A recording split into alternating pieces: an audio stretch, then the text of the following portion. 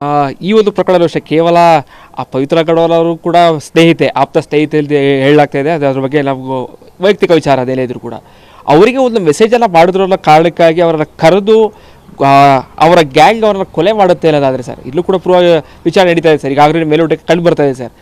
ಆ ಮನಸ್ಥಿತಿ ಹೇಗೆ ಯಾವ ಹಂತಕ್ಕೆ ತಲುಪಿರುತ್ತೆ ಸರ್ ಅಂತ ಹೇಳೋದಲ್ಲ. ಅವನು ಬಂಡತನ ಬೆಳೆಸ್ಕೊಂಡು ಓದ ಅವನು ಯಾವತ್ತು ಮನುಷ್ಯ ಎತ್ತರ ಬೆಳೆದಷ್ಟು ಎಚ್ಚರಿಕೆಯಿಂದ ಇರಬೇಕು. ನಾವು ಕೆಳಗಡೆ ಇದ್ದವ 4 ಜನ ನೋಡ್ತಾರೆ, ಮೇಲೆ ಹೋದಾಗ 106 ಜನ ನೋಡ್ತಾರೆ. ನಾವು ಹೆಂಗಿರಬೇಕು ಹೇಗಿರಬೇಕು ಅದು ಇಲ್ಲವೇ ಇಲ್ಲ. ಅವನಿಗೆ ಮನಸ್ಸಲ್ಲಿ ಅವ್ನು ಬರಲಿಲ್ಲ. ಯಾವ್ದು ಬೇಕನ್ನ ಅದು ದಕ್ಕಿಸ್ಕೋಬೋದು ಅನ್ನೋ ಮಟ್ಟಿಗೆ ಬಂದ್ಬಿಟ್ಟ. ಯಾಕೆ ಅಂದರೆ ಅದು ಹೇಳೋದಲ್ಲ, ಹುಡುಗರು ಒಳ್ಳೆ ಸರ್ಕಲೆಲ್ಲ ಬಿಟ್ಟಾಗ್ತಾ. ಸೃಜನ್ ಲೋಕೇಶ್ ಇರ್ಬೋದು, ಪಾಪು ಇರ್ಬೋದು, ಅವರೆಲ್ಲ ಯಾರು ಅವ್ರ ಜೊತೆ ಎಲ್ಲ ಬಿಟ್ಟು ಈ ಹೊಸಬ್ರು ಎಲ್ಲ ಹುಡುಗರು ಎಲ್ಲ ಖಾಲಿ ಪೋಲಿ ರೌಡಿ ಬುದ್ಧಿಗಳು ಯಾರೋ ಒಬ್ಬೊಬ್ಬರು ಸೋಷಿಯಲ್ ಮೀಡಿಯಲ್ಲಿ ಬಡ್ದ ಅಂತಂದರೆ ಅವ್ನಿಗೆ ಹಿಡ್ಕೊಂಡು ಹೊಡಿಯೋದು, ಅವ್ನಿಗೆ ಎದುರಿಸೋದು, ಈ ಥರ ಅಣ್ಣ ಹಿಂಗೆ ಮಾಡ್ದಾಗ ಅಣ್ಣ ಹೊಡೆ ಅವ್ನಿಗೆ ಮಾಡ ಈ ಥರ ಬೆಳಕಾಗ್ಬಿಟ್ಟ. ಅವ್ನು ಸರ್ಕಲ್ಲು ನಾನೇ ಕೋಟೆಗೆ ರಾಜ ಥರ ಈ ರೌಡಿಸಮ್ ಥರ. ಆ್ಯಕ್ಚುಲಿ ಅವನು ಆ ಥರನೇ ಮೈಂಡ್ ಬೆಳೆಸ್ಕೊಂಬಿಟ್ಟ. ಯಾಕಂದರೆ ಸರ್, ಈಗ ಮೃತ ರೇಣುಕಾ ಸ್ವಾಮಿ ಅವರ ಕುಟುಂಬಸ್ಥರು ಈಗ ಸಾಕಷ್ಟು ಕಣ್ಣೀರಾಗ್ತಾ ಇದ್ದಾರೆ ಸರ್. ಅವರ ಪ್ರತಿಯೊಂದು ಮಾತು ಕೂಡ ದರ್ಶನ್ ಅವರ ಕುಟುಂಬಕ್ಕೆ ಶಾಪ ಹಾಕುವಂತಹ ರೀತಿಯಲ್ಲಿ ಮಾತು. ಯಾಕಂದರೆ ಆ ಪುತ್ರನ ಕಳೆದುಕೊಂಡಂತಹ ಕುಟುಂಬಕ್ಕೆ ಆ ರೀತಿಯಾದಂಥ ಶೋಕ ಇದ್ದೇ ಇರುತ್ತೆ ಸರ್. ಇಲ್ಲಿ ಮುಂದಾರು ಬದಲಾಗ್ತಾರೆ ಸರ್ ದರ್ಶನ್ ಅವರು?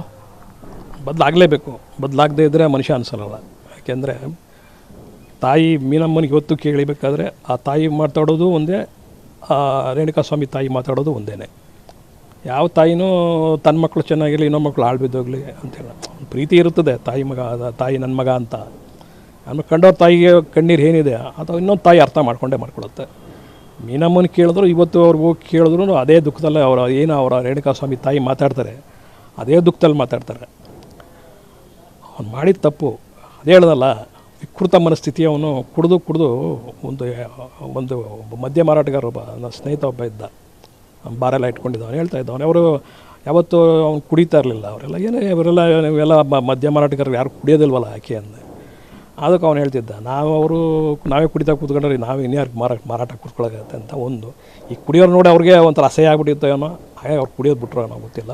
ಬಿಟ್ಟರೆ ಒಂದು ಮಾತ್ರ ಅವ್ನು ಸತ್ಯ ಹೇಳ, ಕುಡಿಬೇಕು ಸರ್, ಅದನ್ನು ನಾವು ಕುಡಿಬೇಕು, ಆದರೆ ಅದೇ ನಮ್ಮನ್ನು ಕುಡಿಬಾರ್ದು, ಆದರೆ ಲಿಮಿಟಾಗಿ ಕುಡಿಬೇಕು ಅನ್ನೋದನ್ನು ಅವನು ಹೇಳಿದ್ದ. ಅದನ್ನು ಈ ದರ್ಶನ್ ಅದು ಮಾಡಲಿಲ್ಲ. ಅವನು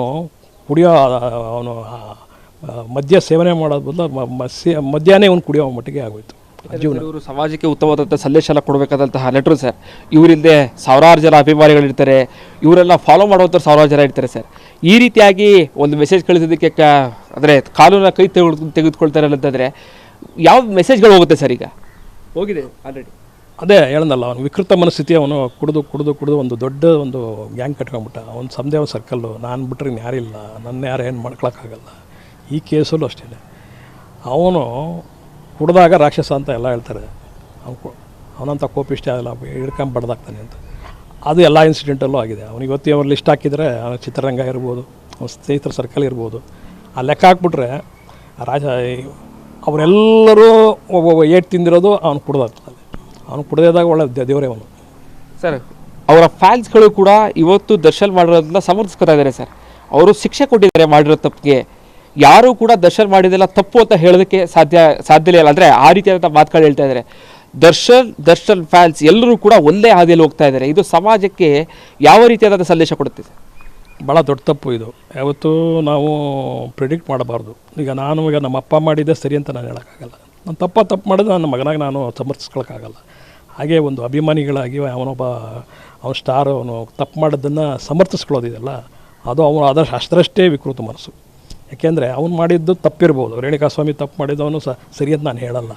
ಆದರೆ ಅದಕ್ಕೆ ಕಾನೂನು ಪ್ರಕಾರ ಇದೆ. ಅಥವಾ ಅವನು ಸಾಯಿಸೋ ಮಟ್ಟಿಗೆ ಈ ಮಟ್ಟದಲ್ಲೇ ಒಂದು ಕೂತ್ಕೊಂಡು ಟಾರ್ಚರ್ ಕೊಡೋಷ್ಟು ಅವನು ಕೆಟ್ಟವನೇನಲ್ಲ.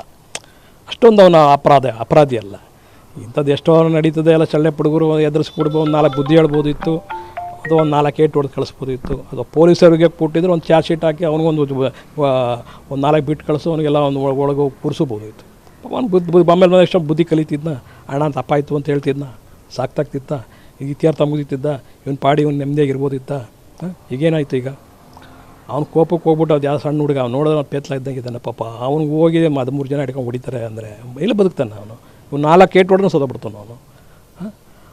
ಹೊಡಿಬೇಕಾದ್ರು ಅವನು ಕುಡ್ದಿದ್ದೀನಿ, ಬೇಡ ಬೆಳಗ್ಗೆ ನೋಡೋಣ ಅಂತ ಯೋಚನೆ ಮಾಡಬೇಕು. ಕುಡ್ದಾಗ ಹುಚ್ಚಿನಂಗೆ ಬಂದು ಗಲಾಟೆ ಮಾಡಿದ್ಮೇಲೆ ಅದೇ ಹೇಳ್ದ, ವಿಕೃತ ಮನಸ್ಥಿತಿ ಇದನ್ನು ಯಾರು ಸಮರ್ಥನೆ ಮಾಡ್ಕೊಳಕ್ಕಾಗಲ್ಲ.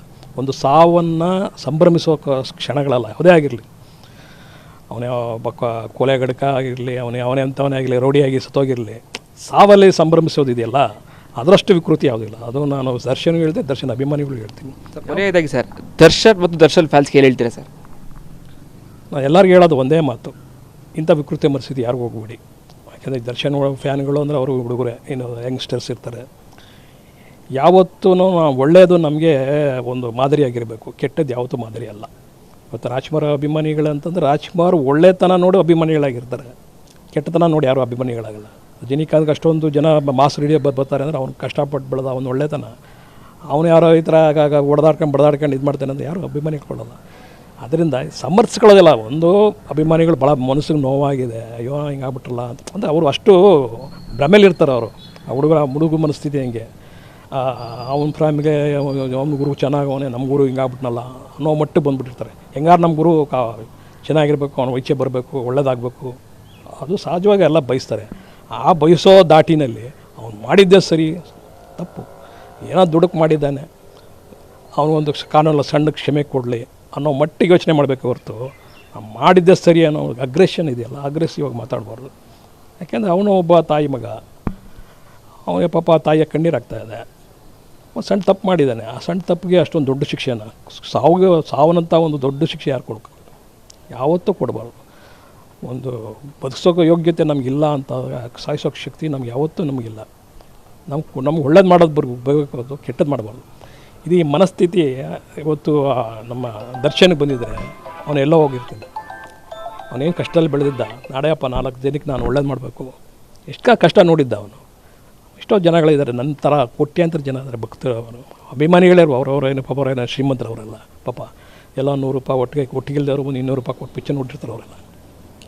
ಅಂಥವ್ರಿಗಾರ ಒಂದು ಏನು ಒಳ್ಳೇದು ಮಾಡಬೇಕು ಅಂತ ಏನೋ ಒಂದು ಟ್ರಸ್ಟ್ ಮಾಡಿದ್ದೇನೆ. ಬಡ ಮಕ್ಕಳಿಗೆ ವಿದ್ಯಾಭ್ಯಾಸಕ್ಕೂ, ಯಾರೊಬ್ಬರು ಮಕ್ಕಳ ಮದುವೆ ಮಾಡೋದಕ್ಕೆ, ಅವ್ರಿಗೊಂದು ಇದಕ್ಕೂ, ಒಂದು ಕಾಯಿಲೆ ಕಸಾಲೆ ಇನ್ನು ಕೈಯಿಂದ ಒಂದು ಜೋಬಿಂದ ಹಾಕಬೇಕಾಗಿಲ್ಲ.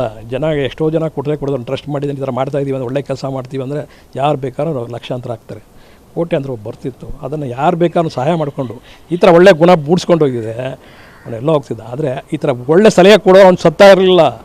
ರಾತ್ರಿ ಆಯಿತು ಅಂತ ಕುಡ್ಕೊಂಬಂದು ಕುಡಿಯೋರು, ಅವನೇನು ಪುಕ್ಸಟ್ಟೆ ಕೊಡ್ತಕ್ಕಂತಾನೆ ಕುಡ್ಕಾದ್ರೆ ತಿಂತಾವೆ, ಅವನ ಜೊತೆ ಓಡಾಡ್ಕೊಂಡಿರು, ದರ್ಶನ್ ಜೊತೆ ಇದ್ದೀನಪ್ಪ ಅಂತ ಅವ್ರಿಗೆ ಅನ್ಸೋದು. ಇವೇನು ಉದ್ಧಾರ ಆಗಿದ್ದಾವೆ ಅಂತಲ್ಲ, ಅವಕ್ಕೇನು ಸೆಟ್ಲ್ ಆಗ್ಬಿಟ್ಟೋ ಜೀವನದಲ್ಲಿ ಅಂತಲ್ಲ, ಅವನು ಹಿಂದೆ ಓಡಾಡ್ಕೊಂಡು ಇವು ಸುಮ್ಮನೆ ಟೈಮಲ್ಲಿ ಪಾಸ್ ಮಾಡ್ಕೊಂಡು ಕೂತಿರ್ತವೆ. ಹಾಗಾಗಿ ಒಳ್ಳೆ ಅಡ್ವೈಸ್ ಕೊಡೋರು ಇರಲಿಲ್ಲ. ಚಿತ್ರರಂಗ ಕೊಡಲಿಲ್ಲ, ಪತ್ರಿಕಾ ರಂಗನೂ ಕೊಡಲಿಲ್ಲ, ಮತ್ತು ರಾಜಕೀಯ ರಂಗನೂ ಅವನಿಗೆ ಒಳ್ಳೆ ಬುದ್ಧಿ ಹೇಳೋರಿಲ್ಲ. ತಾಯಿ ಸಹಿತ, ಯಾಕೆಂದ್ರೆ ತಾಯಿ ಮಾತು ಕೇಳೋರು ಸ್ಥಿತಿಲಿ ಇರಲಿಲ್ಲ ಅವನು ಯಾವತ್ತು. ಬೇರೆಯವ್ರು ಹೇಳ್ಬೋದಾಗಿತ್ತು, ಅಂಬರೀಷ್ ಹೇಳ್ಬೋದಾಗಿತ್ತು, ಯಾರು ಅವರು ಅವನಿಗೆ ಒಳ್ಳೆ ಬುದ್ಧಿ ಕೇಳಲಿಲ್ಲ. ಅವನ ಹತ್ರ ಆನೆ ನಡೆದಿದ್ದ ದಾರಿ ಅಂತ ಒಂದು ಗಜ ಅವನು ಹೇಳ್ದಂಗೆ ಹೋಗ್ಬಿಟ್ಟ. ಇದಿಷ್ಟು ಹಿರಿಯ ಪತ್ರಕರ್ತರಾದಂತಹ ಪ್ರಕಾಶ್ ಬಾಬು ಅವರ ಮಾತುಗಳು.